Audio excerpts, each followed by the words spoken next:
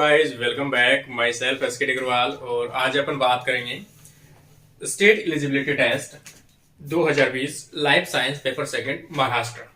ठीक है, महाराष्ट्र के अपन ने जो 75 क्वेश्चन तो है उनके बारे में डिस्कस कर चुके हैं अपन 3 पार्ट के अंदर। और तीनों पार्ट में सभी चीजें हमें छोटी छोटी चीजें हैं वो बताने की कोशिश की है कि आपको आई थिंक कैसे समझ में आई। ठीक है ना। और ज्यादा से ज्यादा मैं आपको बताऊं कि जो भी स्टूडेंट्स है खासतौर से सेट की प्रिपरेशन कर रहे हैं और जो बुक को ऑर्डर कर रहे हैं, बुक मंगवा रहे हैं, उन सभी स्टूडेंट्स से थोड़ा सा आग्रह है कि वो थोड़ा सा वेट पेशेंस रखें। क्योंकि हो सकता है, देखो इंडियन पोस्ट के द्वारा अपन भेज रहे हैं, तो हो सकता है किसी को 2 दिन मिल रहे, किसी को 3 दिन में। तो आप इतनी जल्दबाजी ना करें कि सर हमारे पहुंचे नहीं पहुंचे नहीं। भाई वो उसके इंडियन पोस्ट के थ्रू आ रही है, तो हो सकता है 1 दिन डिले हो जाए, 2 दिन डिले हो जाए। ठीक है ना, इतनी जल्दबाजी ना करें। इसके साथ क्वेश्चन नंबर अपन स्टार्ट करते हैं। देखो 76 से।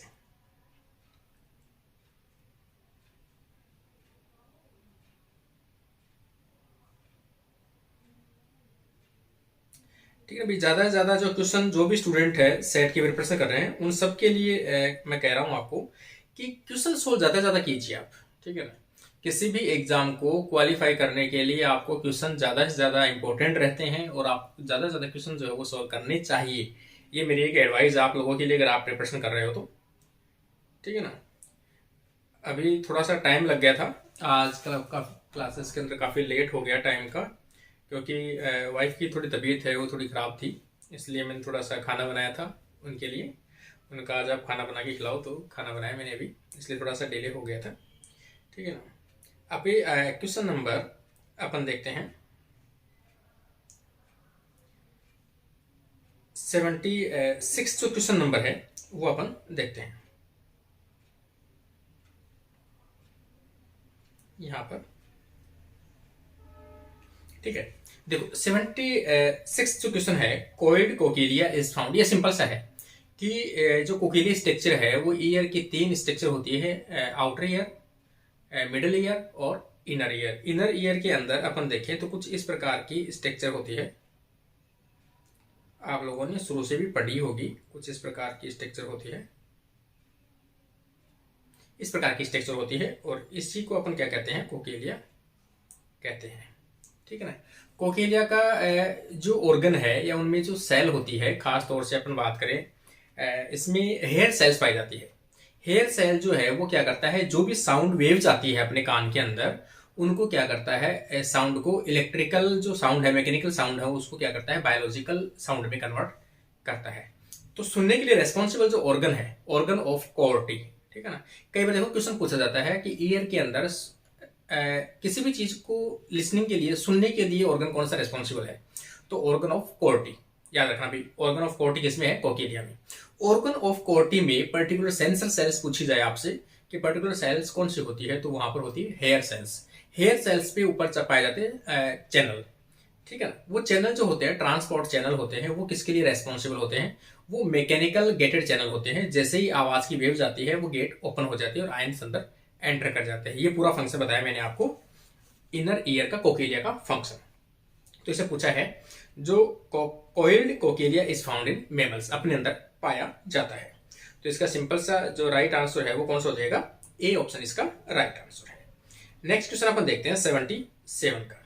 सम behaviour pattern appear only after a specific development stage of time और टाइम। कि कुछ बिहेवियर जो है पर्टिकुलर, जैसे ही किसी बच्चे का जन्म होता है उसके कुछ टाइम पीरियड के बीच में देखने को मिलता है। ठीक है ना। This stage time is called, तो उसे अपन क्या बोलते हैं, इम्प्रिंटिंग बोलते हैं। इम्प्रिंटिंग का मतलब आपने कभी पढ़ा होगा, लॉरेंस का एक्सपेरिमेंट। उन्होंने चूजे का डेवलपमेंट किया था किसी एग से। तो इसमें उन्होंने बताया कि फर्स्ट टाइम में कोई भी बेबी या बच्चा जो होता है, और जिस चीज को वो अपने माइंड में बैठाता है, जिस चीज को फर्स्ट टाइम वो देखता है, उसके प्रति उसके माइंड में क्या बन जाती है, इमेज बन जाती है। उसी चीज को वो क्या करते हैं, फॉलो करते हैं। उसे क्या बोलते हैं, इम्प्रिंटिंग। मतलब माइंड के अंदर किसी पर्टिकुलर चीज की इमेजिंग होना, उसे इम्प्रिंटिंग बोलते हैं। लॉरेंस ने क्या किया था, उन्होंने देखा था कि किसी भी इंक्यूबेटर के अंदर जब उन्होंने चूजे का डेवलपमेंट किया और अपने पैरों को दिखाया केवल उनको, तो कुछ दिन बाद जब वो बाहर निकले तो वो जिस कलर के जो शूज थे उन शूज का पीछा कर रहे थे वो। इसका मतलब इम्प्रिंटिंग एक स्पेसिफिक टाइम होती है आफ्टर बर्थ। तो स्पेसिफिक जो बिहेवियर है वो कौन सा होगा, इम्प्रिंटिंग होता है। ये क्वेश्चन आप ये लिख लो हमेशा कि ये मोस्ट है, हर एग्जाम में पूछा जाता है बिहेवियर से। यहां पर अपना क्वेश्चन जो राइट आंसर आ जाएगा इसका इम्प्रिंटिंग, ठीक है ना। नेक्स्ट क्वेश्चन अपन देखें 78, देखो भाई आप, द एब्जॉर्बेंस ऑफ ए, देखो absorbance A of A 5 into 10 to power 4 million solution, एक सॉल्यूशन है जिसकी कंसंट्रेशन कितनी है 5 into 10 to power -4, solution of amino acid tyrosine, tyrosine का एक एमिनो एसिड का है, at wavelength of 280 nanometre, tyrosine कितने करता है एब्जॉर्ब, 280 नैनोमीटर करता है। तो उसकी जो एब्जॉर्बेंस है यहां पर अपन देखिए कितनी है 0.75 है। The path length cuvette is 1 centimetre, जो क्यूवेट होती है यहाँ पर अपन देखें, ये जो क्यूवेट होती है जिसमें अपन सैंपल रखते हैं स्पेक्ट्रोफोटोमीटर के अंदर, तो उसकी लेंथ कितनी होती है 1 सेंटीमीटर की होती है, तो फिक्स होती है। What is the molar absorbance absorption coefficient, coefficient पूछा है, ठीक है। इसमें देखो सिंपल सा अपन एक इसका फॉर्मूला अगर अपन देखें तो यहाँ पर अपन देखें A इक्वल टू ECL, ये इसका फॉर्मूला है। पूछा क्या है, ए पूछा है, कोफिशिएंट पूछा है, तो यहां पर अपन देखो इस प्रकार से लिखे E equal to A upon CL, ठीक है ना। L क्या इसकी लेंथ है और C क्या है उसकी कंसंट्रेशन सॉल्यूशन की। तो यहां पर A बराबर तो अपनी वेवलेंथ, इसकी जो एब्जॉर्प्शन है वो कितनी है 0.75 अपॉन क्या आ जाएगा, देखो लेंथ है वो हमेशा 1 होती है, लेंथ आपको 1 रखनी है, इनटू इसकी कंसंट्रेशन जो है वो कितनी है 5 इंटू 10 टू पावर 4। तो इसको आप कैसे लिख सकते हो 0.0005, ये इसको लिख सकते हो आप। जब आप इसको और इसमें डिवाइड करोगे तो आपके पास कुछ, आपके पास में जो डिजिट है वो आ जाएगी 1500 मोल पर लीटर, ठीक है ना, 1500 मोल पर लीटर आ जाएगा पर सेंटीमीटर। तो यहां पर देखो इसमें ऑप्शन जो है 1500, वो राइट आंसर जो अपना बी ऑप्शन इसका जो है वो राइट आंसर होगा। ये देखो आप निकाल के देख लेना भाई, स्क्रीन के ऊपर इतना प्रॉपर हो नहीं पा रहा है तो आप देख लेना, फॉर्मूला मैंने बता दिया E equal to A upon CL, ठीक है ना। इसमें जो L है लेंथ है क्यूवेट की वो हमेशा 1 होती है, कंसंट्रेशन आप लिख सकते हो 0.005 जो ऊपर दे रखी है 5 इंटू 10 टू पावर -4, और जैसे आप 0.75 के अंदर भाग दोगे किसका 0.005 का, तो आपके पास में प्राप्त होगा 1500 मोलार पर सेंटीमीटर पर लीटर, ठीक है। इसका राइट आंसर बी आएगा। नेक्स्ट क्वेश्चन अपन देखते हैं 79, secondary conformation of A globular protein in A solution can be best determination. देखो सेकेंडरी कोई भी प्रोटीन सेकेंडरी स्ट्रक्चर है, उसकी आप पर्टिकुलर स्ट्रक्चर करना चाह रहे हो, उसकी 3D इमेज की स्टडी करना चाह रहे हो, 2D स्ट्रक्चर की इमेज करना चाह रहे हो आप ग्लोबुलर प्रोटीन की, खासतौर से सेकेंडरी स्ट्रक्चर की, तो आप कैसे कर सकते हो, कौन से मेथड से कर सकते हो। तो इसमें देखो सर्कुलर डाइकोरिज्म, ये क्वेश्चन हमेशा आपको कहीं ना कहीं इंपॉर्टेंट रहेगा, ये लिख लेना भाई। Circular dichroism is use the determination of the structure of globular protein and secondary structure of protein, उनको डिटेक्ट करने के लिए यूज में आता है, उसके स्ट्रक्चर की स्टडी करने के लिए यूज में आता है सर्कुलर डाइकोरिज्म। तो ये इसका राइट आंसर होगा, ये आप लिख लेना भाई पहले, ये थोड़ा सा नोट में उतार ही लेना। सर्कुलर डाइकोरिज्म से हमेशा कहीं ना कहीं क्वेश्चन पूछा गया है। नेक्स्ट क्वेश्चन देखो 80, the transition from mitotically dividing spermatogonia, देखो पहले कोई भी सेल्स होती है, स्पर्म मदर सेल्स जो होती है, स्पर्मेटोसाइट मदर सेल्स होती है, उनसे बनता है स्पर्मेटोगोनिया। स्पर्मेटोगोनिया अपने आप में सेल्स बड़ी होती है, फिर उसमें डिवीजन होते हैं, फिर उसमें क्या होता है मियोटिक डिवीजन होता है। स्पर्मेटोगोनिया हमेशा 2n होती है, याद रखना।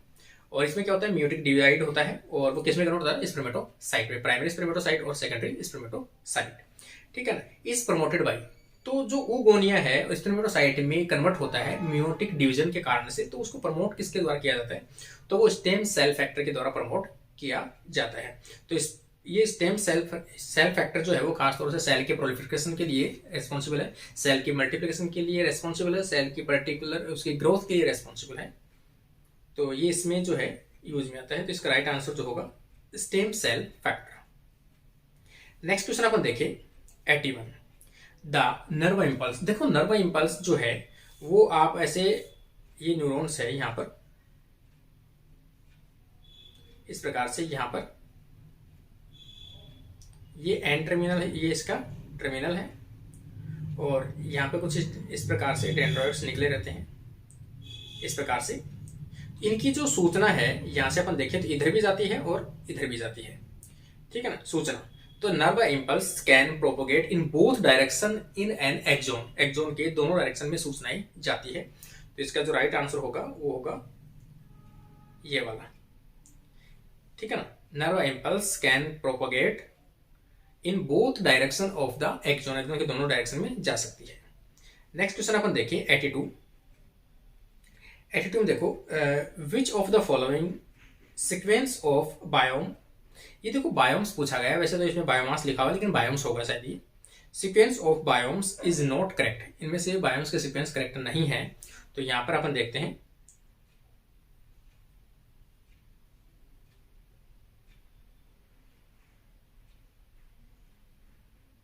देखो यहां पर अपन देखते हैं ऑप्शन डी वाला, क्योंकि ट्रॉपिकल रेन फॉरेस्ट है वो बायोम सबसे ज्यादा प्रोडक्शन देने वाला, बायोमास देने वाला या फिर प्रोडक्शन देने वाला बायोम्स है, ठीक है। ट्रॉपिकल रेन फॉरेस्ट और सावान जो है वो सबसे नीचे की तरफ रखा जाता है, सबके ऊपर की तरफ कौन सा रखा जाता है, ट्रॉपिकल रेन फॉरेस्ट। तो यहाँ पर ये जो सीक्वेंस है वो इसकी थोड़ी सी रॉन्ग है, इसलिए इसका राइट आंसर जो होगा वो डी होगा। इसका थोड़ा सा आप और भी स्टडी करना चाहो तो आप गूगल पे डालकर इसको कर सकते हो। नेक्स्ट क्वेश्चन अपन देखिए, देखो इसमें एक क्वेश्चन दिया गया है रेडियो एक्टिव आयोडीन। ये मैं आपको स्क्रीन के ऊपर एक पेपर पे लिख के भी इसमें लिख दूंगा, तो आप उसको नोट कर लेना अच्छे से। देखो इसमें फिर भी इसमें कोशिश करता हूं मैं आपको। रेडियो एक्टिव आयोडीन है 131, has a half life of 8 days, half life कितना है, 8 दिन का है। The amount of 0.5 gram sample, gram में दिया गया है 0.5 gram sample left after the 32 days would be, ठीक है। इसमें देखो एक फॉर्मूला है किसी भी चीज की हाफ लाइफ निकालने के लिए, देखो यहां पर n अपॉन n0 1/2 और ये n, ठीक है ना। यहां पर इसका एक फॉर्मूला है। देखो जो n0 है ये तो इनिशियल जो अमाउंट है किसी भी रेडियो एक्टिव की वो आ जाएगा, और जो ऊपर n है ये वाला जो n है वो कितनी है, उसकी हाफ लाइफ है। देखो अब ये अपन n0 निकाले तो n0 जो फर्स्ट है वो कितना 0.5 ग्राम है। तो यहां पर अपन n इक्वल टू, इसको तो रखे अपन 0.5, ठीक है, 1/2 जो है इसके ऊपर अपन लगाएं तो n कितना आ जाएगा, हाफ लाइफ कितनी है 32 दे रखा है, 32 दिन बाद में हाफ लाइफ कितनी हो जाएगी उसकी, तो 8 जो है उसकी, 8 जो अपन कहे हाफ लाइफ 8 डेज है, तो 32 में जब 8 को डिवाइड करोगे तो कितना आ जाएगा 4, 32 इंटू 8 इक्वल टू 4। तो इसकी जो अपन टाइम है n बराबर कितना आ जाएगा 4 आ जाएगा, 4 डेज का हाफ है मतलब 4। अब इसको अगर अपन करें तो ऊपर आ जाएगा 0.5, नीचे आ जाएगा फिर 16, जो कि 2 है उसको 4 से करोगे आप मल्टीप्लाई, 2 इंटू 2 इंटू 2 तो आ जाएगा 16। अब ये जो कंडीशन है आपकी, आपने जो यहाँ पर किया है इसको जैसे डिवाइड करोगे आप 16 से तो आपके पास में प्राप्त होगा 0.3125, ये आपके पास में कुछ प्राप्त होगा। देखो 0.0 आएगा, ये 0.03125, ये आप डिवाइड करके देख लेना भी मोबाइल से साथ साथ में। तो ये किस में आएगा, ग्राम में, क्योंकि ग्राम में दिया हुआ है आपकी 0.5 ग्राम।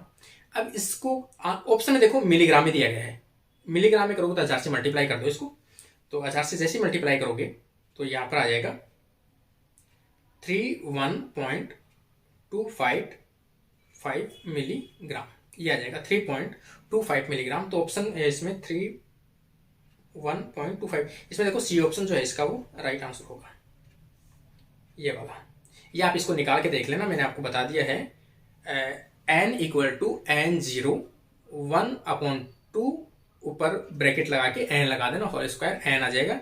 n जो है वो उसकी क्या आ जाएगी, हाफ लाइफ, और n0 है जो है वो उसकी इनिशियल कंसंट्रेशन आ जाएगी, इनिशियल मात्रा या उसका अमाउंट, उससे आप निकाल लेना।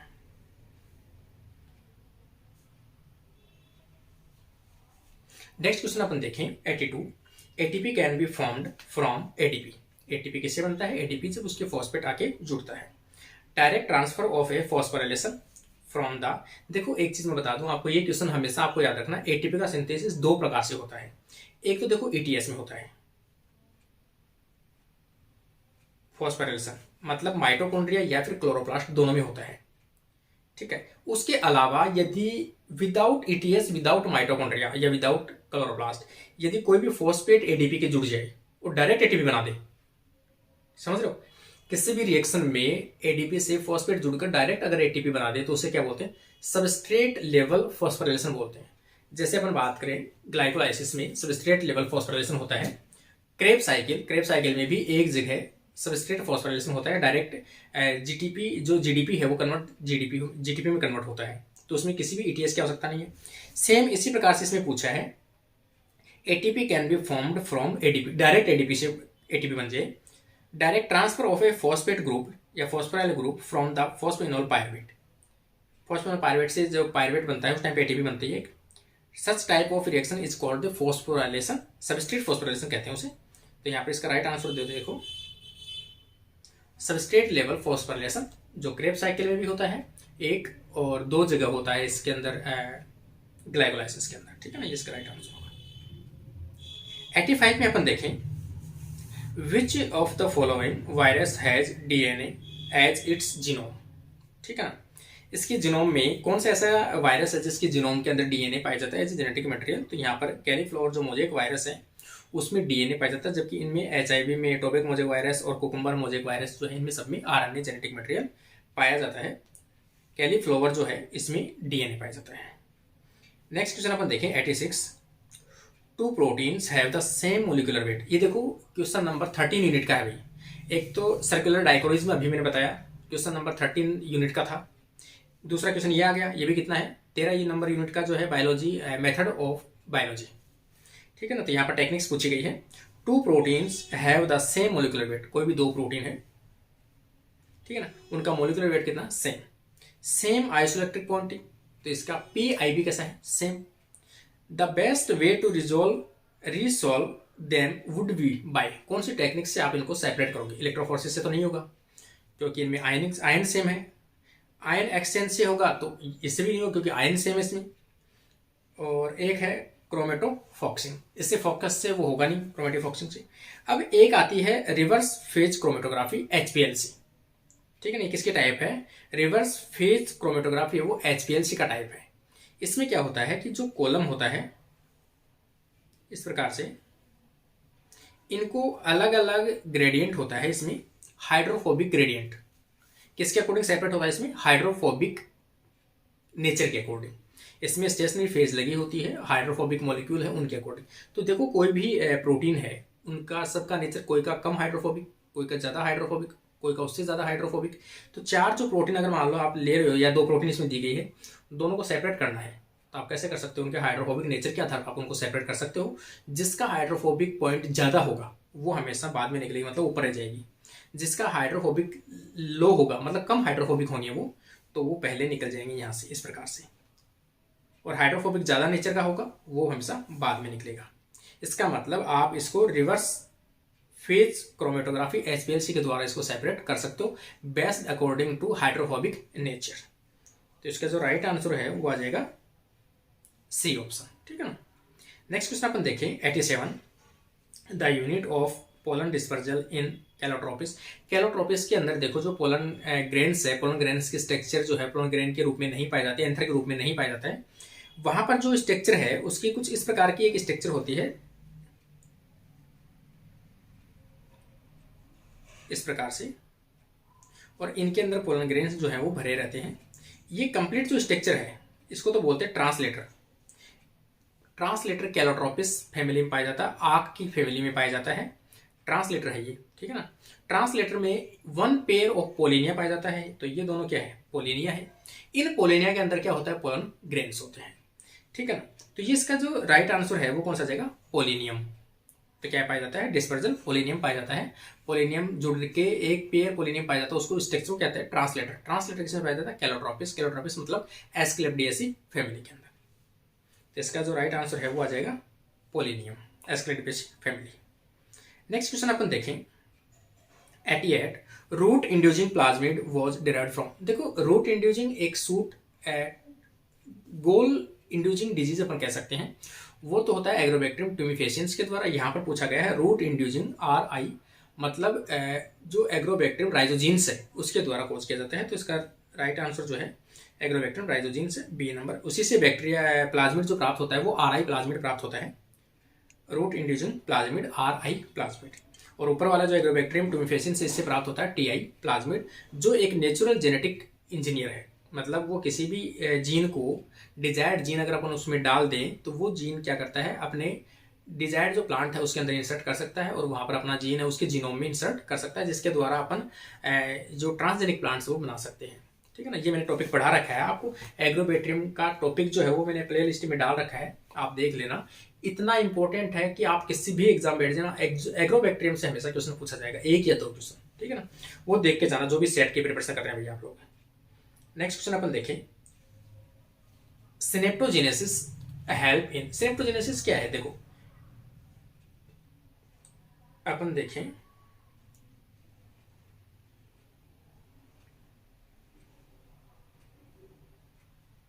सिनेप्टोजेनेसिस की अपन बात करें कुछ इस प्रकार से, नर्वस सिस्टम की अपन बात करें और 2 नर्वस सिस्टम के बीच में गैप बनता है, इनमें ट्रांसमिशन होता है, इनके बीच में। इसी को अपन क्या कहते हैं, सिनेप्सिस कहते हैं, और इस प्रोसेस को कहते हैं सिनेप्टोजेनेसिस कहते हैं। कोई भी 2 न्यूरॉन्स अगर आपने प्रॉपर रूप से सिग्नल एक दूसरे को दे रही है, एक दूसरे से एक्सेप्ट कर रही है, तो उसके लिए ब्रेन के लिए वो सबसे इंपॉर्टेंट है। तो यहाँ पर ये जो कंडीशन है वो किस चीज़ को इम्प्रूव करती है, मेमोरी फॉर्मेशन एंड स्टोरेज, दोनों के लिए इंपॉर्टेंट है। तो इसका राइट आंसर जो है वो कौन सा जाएगा, डी आ जाएगा, मेमोरी फॉर्मेशन एंड स्टोरेज का। नेक्स्ट क्वेश्चन अपन देखें, 90 in developing brain note signalling. जो ब्रेन डेवलप के दौरान अपन नोट्स जो सिग्नलिंग है वो किस लिए यूज में आता है, तो वो आता है promote astrocyte formation and inhibit neuron formation. Nerve जो है न्यूरॉन्स फॉर्मेशन है उनको तो रोकता है, जबकि एस्ट्रोसाइट्स का फॉर्मेशन करता है। एस्ट्रोसाइट्स देखो कोई भी 2 न्यूरॉन जो है, यहाँ पर अपन देखिए कोई भी 2 न्यूरॉन है, ये इनके बीच में कुछ इस प्रकार से फंसा हुआ रहता है और ये इसको भी दबा सकता है और इसको भी प्रमोट कर सकता है, इनको कंट्रोल करता है, मतलब कहने का मतलब ये है। तो ये जो स्ट्रक्चर होती है बीच वाली कौन सी होती है, एस्ट्रोसाइट्स होती है। और एस्ट्रोसाइट्स क्या करता है, मतलब जो नोट सिग्नलिंग है वो एस्ट्रोसाइट्स को फॉर्मेशन को इंड्यूस करता है। तो यहाँ पर इसको जो राइट आंसर आ जाएगा वो आ जाएगा अपना बी ऑप्शन आ जाएगा, promote astrocytes formation and inhibit neurons. Next question अपन देखते हैं, 91 Which one of the following enzyme can alter linking number of the covalent closely circular form of DNA? देखो लिंकिंग नंबर DNA में पाया जाता है, मतलब जो DNA होता है उसमें कुछ इस प्रकार से स्ट्रक्चर होती है। तो ये जो कितने बार टर्न होता है इनमें, तो इसी को अपन क्या कहते हैं, लिंकिंग कहते हैं। लिंकिंग इक्वल टू ट्विस्ट, ठीक है, कितनी बार ट्विस्ट आ रही है इसमें। इन ट्विस्ट के कारण से जितनी ज्यादा ट्विस्टिंग होगी उतनी ज्यादा नेगेटिव सुपरकॉइलिंग होती है, मतलब पॉजिटिव सुपरकॉइलिंग। तो बैक्टीरियल जो जीनोम है, बैक्टीरियल जो सर्कुलर डीएनए है उसमें कुछ इस प्रकार की स्ट्रक्चर होती है, इस प्रकार की कॉइलिंग उनमें पाई जाती है, ठीक है। ये कैसी है, पॉजिटिव सुपरकॉइलिंग है। अगर आप इसको रेप्लिकेशन करना है तो इस डीएनए को कैसा करना होगा, सेपरेट करना होगा, मतलब नेगेटिव सुपरकॉइलिंग ऐड करनी होगी, तभी ये जो डीएनए है उसकी कॉइलिंग खुलेगी, मतलब लिंकिंग नंबर कम होगा। तो लिंकिंग नंबर को कम करने के लिए आपको एक एंजाइम यूज में आएगा, टोपोआइसोमरेज। टोपोआइसोमरेज का सेकंड टाइप अपन जैसे कहें तो वो आ जाएगा गायरेज। तो इसका राइट आंसर जो आ जाएगा वो कौन सा आ जाएगा, गायरेज आ जाएगा। Linking number of the covalently change closed circular form of DNA. तो इसका लिंकिंग नंबर कम कर सकते हैं अपन, नेगेटिव सुपरकॉइलिंग को बढ़ाते हैं गायरेज के द्वारा। एटीपी डिपेंडेंट, अब याद रखना, gyrase enzyme is a ATP dependent present in bacteria and involved in the including negative supercoiling of DNA. Next question अपन देखें 92। The term carcinoma is applicable to malignant growth. Tumour का जो type है malignant, उसमें carcinoma जो है किसके लिए है, खासतौर से एपिथेलियल टिश्यू के अंदर अगर ट्यूमर होती है तो उसे अपन क्या बोलते हैं, कार्सिनोमा ट्यूमर बोलते हैं। तो इसका राइट आंसर जो है वो आ जाएगा एपिथेलियल टिश्यू। यहाँ पर आगे अपन देखें pseudo metameric segmentation is feature of the one of the following. Metameric जो सेगमेंट है वो किस में देखने को मिलता है, तो कैस्टोडा के अंदर देखने को मिलता है। तो यहाँ पर इसके जो राइट आंसर होगा अपना आ जाएगा कैस्टेडा। नेक्स्ट क्वेश्चन अपन देखें microtubules are composed of. Microtubules किससे बनी थी, ट्यूबुलिन से बनी थी। सिंपल से ये चीजें तो ट्यूबुलिन से बनी होती है, तो इसका राइट आंसर आ जाएगा ट्यूबुलिन। साइटोस्केलेटन देख के जाना भैया आप, साइटोस्केलेटन में से एक क्वेश्चन हमेशा फिक्स मिलेगा आपको, मैंने भी पढ़ा रखा है, वो आप देख सकते हो। 95 में देखें the grafting experiment of Hammerling establish the role of nucleus in heredity. इन्होंने क्या किया है, न्यूक्लियस की जो हेरिडिटी उसके बारे में बताया। The experimental material used in this experiment was, इनमें से जो न्यूक्लियस यूज में लिया है, जेनेटिक मटेरियल यूज में लिया, कौन से पर्टिकुलर ऑर्गेनिज्म का यूज में लिया था, तो इन्होंने जो एल्गी है एसिटोब्यूलेरिया उसको यूज में लिया था। Acetabularia is the longest form of algae cell, सबसे लंबी सेल पाई जाती है। तो इसका राइट आंसर जो है वो आ जाएगा एसिटोब्यूलेरिया, इसके ऊपर इसने एक्सपेरिमेंट किया था। नेक्स्ट क्वेश्चन अपन देखें, यहां पर देखो mono oxygenase that cyclize catalyze the addition of the OH during the steroid biosynthesis and drug detoxifications are present. ये क्वेश्चन भैया आपके लिए इंपॉर्टेंट है, इसको इंपॉर्टेंट करके जाना।